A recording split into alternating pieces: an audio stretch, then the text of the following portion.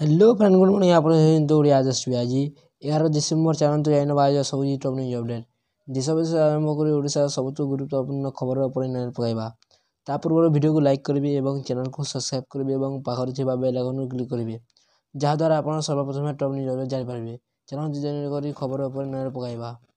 ପ୍ରତି ଖବର ରାଜଧାନୀରେ ଗଳିବ ଡବଲ ଡେକର ବସ୍। କାରଣ ଡବଲ ଡେକର ଇ ବସ୍ ପାଇଁ ଟେଣ୍ଡର ଆହ୍ୱାନ କଲା ସିଆର୍ୟୁଟି। ଘରୋଇ ସଂସ୍ଥାଗୁଡ଼ିକ ଠାରୁ ସିଆର୍ୟୁଟି ଟେଣ୍ଡର ଆହ୍ୱାନ କରିଥିବା ଜଣାପଡ଼ିଛି। ଖୋର୍ଦ୍ଧା, ପୁରୀ, କଟକ ଜିଲ୍ଲାରେ ଚଳାଚଳ କରିବା ପାଇଁ ସିଆର୍ୟୁଟି ଯୋଜନା କରିଛି।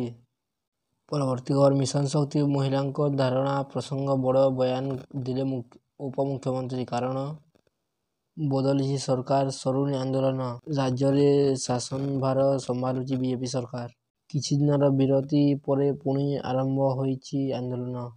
9 ମାସ ହେଲା ଦରମା ପାଇନଥିବା ଅଭିଯୋଗରେ ରାଜସ୍ଥାନରେ ହଜାର ହଜାର ମହିଳାଙ୍କ ସୂଚୀବଦ୍ଧ ପ୍ରସଙ୍ଗ ଗୃହରେ ହଙ୍ଗାମା ସୃଷ୍ଟି କରିଛି, ଯାହାକୁ ନେଇ ପ୍ରଭାତୀ ପରିଡ଼ା ବଡ଼ ପ୍ରତିକ୍ରିୟା ରଖିଛନ୍ତି। ଉପମୁଖ୍ୟମନ୍ତ୍ରୀ କହିଛନ୍ତି, ଗତକାଲି ବିଧାନସଭାରେ ଏନେଇ ଚର୍ଚ୍ଚା ହୋଇଛି। ମହିଳାଙ୍କୁ କେହି ବିଭ୍ରାନ୍ତ କରନ୍ତୁ ନାହିଁ। କାହା କଥାରେ ପଡ଼ି ରାସ୍ତାରେ ଗଡ଼ିବା ଆବଶ୍ୟକତା ନାହିଁ। ମହିଳାଙ୍କ ସ୍ୱାର୍ଥରେ ଯାହା ଉଚିତ ତାହା ପଦକ୍ଷେପ ନିଆଯିବ ବୋଲି ଉପମୁଖ୍ୟମନ୍ତ୍ରୀ କହିଛନ୍ତି। ଅନ୍ୟପଟେ 9 ମାସ ହେଲା ଦରମା ପାଇନଥିବା ଅଭିଯୋଗରେ ରାଜସ୍ଥାନରେ ହଜାର ହଜାର ମହିଳାଙ୍କ ସୂଚୀବଦ୍ଧ ପ୍ରସଙ୍ଗ ଗୃହରେ ହଙ୍ଗାମା ସୃଷ୍ଟି ହୋଇଛି। ପରବର୍ତ୍ତୀ ଖବର 20ଟି ପ୍ରମୁଖ ସ୍ଥାନରେ ମେଟ୍ରୋ ରେଲ ଷ୍ଟେସନ କରିବେ ସରକାର। କାରଣ ମେଟ୍ରୋ ରେଲ ପ୍ରକଳ୍ପ ନେଇ ବିଧାନସଭାରେ ବିସ୍ତୃତ ତଥ୍ୟ ରଖିଲେ ରାଜ୍ୟ ସରକାର। 20ଟି ପ୍ରମୁଖ ସ୍ଥାନରେ ମେଟ୍ରୋ ରେଲ ଷ୍ଟେସନ କରିବେ ସରକାର, ଯେଉଁଥିରେ ଭୁବନେଶ୍ୱର ବିମାନ ବନ୍ଦର, କ୍ୟାପିଟାଲ ହସ୍ପିଟାଲ, ବାପୁଜୀ ନଗର, ଭୁବନେଶ୍ୱର ରେଳ ଷ୍ଟେସନ, ରାମ ମନ୍ଦିର ଛକ, ରାଣୀ ବିହାର, ଆଚାର୍ଯ୍ୟ ବିହାର ଛକ, ଜୟଦେବ ବିହାର ଛକ, ଧାନବୀର ଛକ, ରେଳ ସଦନ, ଡମଣା ଛକ, ପଟିଆ ଛକ, ମଞ୍ଚ ଛକ, ନନ୍ଦନ ବିହାର, ରଘୁନାଥପୁର, ନନ୍ଦନକାନନ, ପ୍ରାଣୀ ଉଦ୍ୟାନ, ବରଙ୍ଗ, ଫୁଲପୋଖରୀ, ତ୍ରିଶୁଲିଆ ଛକ ପରି ପ୍ରମୁଖ ଛକରେ ରହିବ metro station. Bhubaneswar metro rail ପ୍ରକଳ୍ପ ନିମନ୍ତେ ଆର୍ଥିକ ବର୍ଷ 2023-24 ଏବଂ 2024-25ରେ ଯଥାକ୍ରମେ 210 କୋଟି ଏବଂ 1000 କୋଟି ଟଙ୍କା ମଞ୍ଜୁର କରାଯାଇଛି। ଏହି ପ୍ରକଳ୍ପ 4 ବର୍ଷ ମଧ୍ୟରେ ଅର୍ଥାତ୍ ଡିସେମ୍ବର 2027 ସୁଦ୍ଧା ଶେଷ କରିବାକୁ ଲକ୍ଷ୍ୟଧାରୀ ହୋଇଛି। ବିଧାନସଭାରେ ଲିଖିତ ଉତ୍ତର ରଖିଲେ ନଗର ଉନ୍ନୟନ ମନ୍ତ୍ରୀ। ରାଜନୀତିରେ ଲାଗିଛି ନିଆଁ। କାରଣ ବକେୟା ଦରମା ସହ ଅନ୍ୟାନ୍ୟ 7 ଦାବି ନେଇ ହଜାର ହଜାର ମିଶନ ଶକ୍ତି ମହିଳା ମଙ୍ଗଳବାର ରୋଜ ରାସ୍ତାରେ ଓହ୍ଲାଇଛନ୍ତି। ଲୋୟର ପିଏମ୍ଜିର ଗାନ୍ଧୀ ମାର୍ଗରେ ସେମାନେ ଧାରଣାରେ ବସିଛନ୍ତି। ଏହାକୁ ନେଇ ବିରୋଧୀ ଦଳ ନେତା ନବୀନ ପଟ୍ଟନାୟକ ଭାଜପା ସରକାରଙ୍କୁ ଟାର୍ଗେଟ କରିଛନ୍ତି। ନବୀନ କହିଛନ୍ତି, ଭାଜପା ସରକାର ମହିଳାଙ୍କ ଦରମା ରୋକିବାକୁ ଷଡ଼ୟନ୍ତ୍ର କରୁଛି।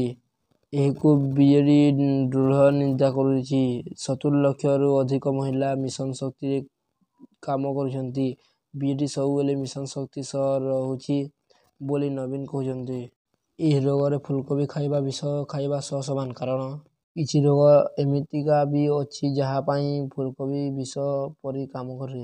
ଯଦି ଯାହାକୁ ହୃଦୟ ରୋଗ ବା କିଡନୀ ରୋଗ ହୋଇଥାଏ ଏବଂ ତା ସହ ସୁଗାର ବଢ଼ିଥାଏ, ସେହି ଲୋକଙ୍କ ପାଇଁ ଫୁଲକୋବି ବିଷ ପରି କାମ କରିଥାଏ। ପରବର୍ତ୍ତୀ ଖବର ଓଡ଼ିଶାରେ ବାସିଙ୍କୁ ବାୟା କଲାଣି ଅନଲାଇନ୍ ଟ୍ରେଡିଂ ନିଶା। କାରଣ 11 ମାସରେ 40,000 ମାମଲା। ଅଧିକ ଟଙ୍କା ପାଇବା ଆଶାରେ ଏବେ ପିଲାଠାରୁ ବୟସ୍କ ପର୍ଯ୍ୟନ୍ତ ସମସ୍ତେ ଅନଲାଇନ୍ ଟ୍ରେଡିଂ ପଛରେ ଧାଇଁଛନ୍ତି। କିନ୍ତୁ ଏହି ଅନଲାଇନ୍ ଟ୍ରେଡିଂରେ ସର୍ବସ୍ୱ ହରାଇ ଜୀବନ ହାରୁଛନ୍ତି ବୋଲି ବିଧାନସଭାରେ ଲିଖିତ ଉତ୍ତର ରଖିଛନ୍ତି ମୁଖ୍ୟମନ୍ତ୍ରୀ ମୋହନ ମାଝୀ।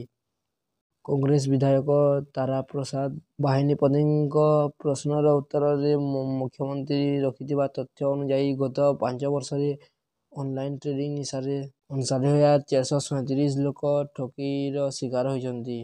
ପରବର୍ତ୍ତୀ ଖବର ଗତ 10 ବର୍ଷରେ ରାଜ୍ୟରେ 857 ହାତୀଙ୍କ ମୃତ୍ୟୁ ହୋଇଛି।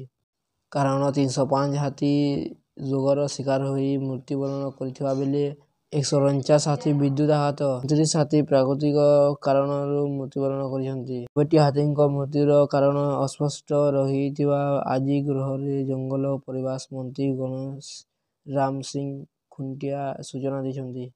ପରବର୍ତ୍ତୀ ଖବର ସଚେତନତା ନାମରେ ବିଜ୍ଞାପନ ପାଇଁ ମୋହନ ସରକାର ପୂର୍ବ ସରକାର ଭଳି ପାଣି ପରି ଟଙ୍କା ବୁହାଇ ଦେଉଛନ୍ତି। ବଲାଙ୍ଗୀର ବିଶିଷ୍ଟ ସୂଚନା ଅଧିକାର କର୍ମୀ ହେମନ୍ତ କୁମାର ପଣ୍ଡାଙ୍କୁ ରାଜ୍ୟ ସୂଚନା ଓ ଲୋକ ସମ୍ପର୍କ ବିଭାଗ ପକ୍ଷରୁ ବିଭଗୀତ ଜନସୂଚନା ଅଧିକାରୀ ପ୍ରଦୀପ କରିଥିବା ତଥ୍ୟକୁ ଜଣାପଡ଼ିଛି ଯେ ରାଜ୍ୟ ସରକାରଙ୍କ ଫ୍ଲାଗସଫ୍ କାର୍ଯ୍ୟକ୍ରମ ସୁଭଦ୍ରା ଯୋଜନା ପାଇଁ ହୋର୍ଡିଂ ବିଜ୍ଞାପନ ବାବଦକୁ 7 କୋଟି ଟଙ୍କା ଖର୍ଚ୍ଚ କରିବାକୁ ରାଜ୍ୟ ସରକାର ବ୍ୟୟ ଅଟକଳ କରିଛନ୍ତି। ପରବର୍ତ୍ତୀ ଖବର ପୂର୍ବ ସରକାର କିଣିଥିବା 400 ବୋଲେରୋ ବିଜେପି ଅମଳରେ ଖତ ଖାଉଛି। କାରଣ ଟିକସଦାତାଙ୍କ ଟଙ୍କା କେମିତି ନଷ୍ଟ କରାଯାଇଛି ତାର ଜ୍ୱଳନ୍ତ ଉଦାହରଣ ସାମ୍ନାକୁ ଆସିଛି। ଜରୁରୀ ସେବାର ନିୟୋଜ ହେବାକୁ ଆସିଥିବା 400ଟି ମହିନ୍ଦ୍ରା ବୋଲେରୋ ଏସ୍ୟୁଭି ଏତେ ଖତ ଖାଉଛି। ସେଗୁଡ଼ିକ ଛତିଶଗଡ଼ ଦୁର୍ଗ ଜିଲ୍ଲାର ଥିବା ସୁରକ୍ଷାକର୍ମୀ ତୃତୀୟ ବାଟାଲିୟନ ପଡ଼ିଆରେ ଅଲିଆ ହୋଇ ବର୍ଷେରୁ ଅଧିକ ଦିନ ହେବ ପଡ଼ି ରହିଛି। ପରବର୍ତ୍ତୀ ଖବର WTC ଫାଇନାଲ ଏମିତି ହାରିଲେ କେମିତି ଫାଇନାଲ ଖେଳିବ ଟିମ୍? କାରଣ ଭାରତ ଏବଂ ଅଷ୍ଟ୍ରେଲିଆ ମଧ୍ୟରେ ଜାରି ରହିଛି border Gavaskar trophy test series. ପ୍ରଥମ 2ଟି ମ୍ୟାଚ୍ ଶେଷ ହୋଇଥିବା ବେଳେ 1-1ରେ ବରାବର ରହିଛି ସିରିଜ୍। ପ୍ରଥମ ମ୍ୟାଚରେ ଭାରତ ବିଶାଳ ବିଜୟ ହାସଲ କରିଥିବା ବେଳେ ଦ୍ୱିତୀୟ ଟେଷ୍ଟରେ କଙ୍ଗାରୁ ଟିମ୍ 10 ୱିକେଟରେ ଜିତି ନେଇଥିଲା। ଅଡିଲେଡରେ ଖେଳାଯାଇଥିବା ଡେ-ନାଇଟ୍ ଟେଷ୍ଟରେ ଭାରତକୁ 10 ୱିକେଟରେ ହରାଇ ଦମଦାର କମବ୍ୟାକ୍ କରିଥିଲା ଅଷ୍ଟ୍ରେଲିଆ। ତେବେ ବଡ଼ କଥା ହେଉଛି ଆଡିଲେଡରେ ପରାଜୟ ପରେ ଟିମ୍ ଇଣ୍ଡିଆକୁ ଲାଗିଛି ବଡ଼ ଝଟକା। କାରଣ ବିଶ୍ୱ ଟେଷ୍ଟ ଚାମ୍ପିୟନସିପ୍ ଫାଇନାଲ ଖେଳିବା ପାଇଁ ଭାରତୀୟ ଦଳ କୋରଦାର ଲାଗି ପଡ଼ିଥିବା ବେଳେ ପଏଣ୍ଟ ଟେବୁଲରେ ଶକ୍ତ ଝଟକା ଲାଗିଛି।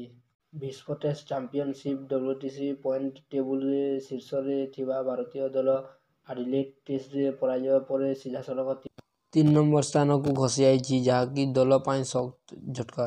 ଭିଡ଼ିଓ ଲାଷ୍ଟ ଯାଏଁ ଦେଖିଥିବାରୁ ଧନ୍ୟବାଦ। ଭିଡ଼ିଓ ଭଲ ଲାଗିଥିଲେ ଲାଇକ୍ କରିବେ, ଚ୍ୟାନେଲକୁ ସବସ୍କ୍ରାଇବ୍ କରିବେ ଏବଂ ପାଖରେ ଥିବା ବେଲ୍ ଆଇକନକୁ କ୍ଲିକ୍ କରିବେ ଯାହାଦ୍ୱାରା ଆପଣ ଟପ୍ ନ୍ୟୁଜ୍ ଅପଡେଟ୍ ଜାଣିପାରିବେ।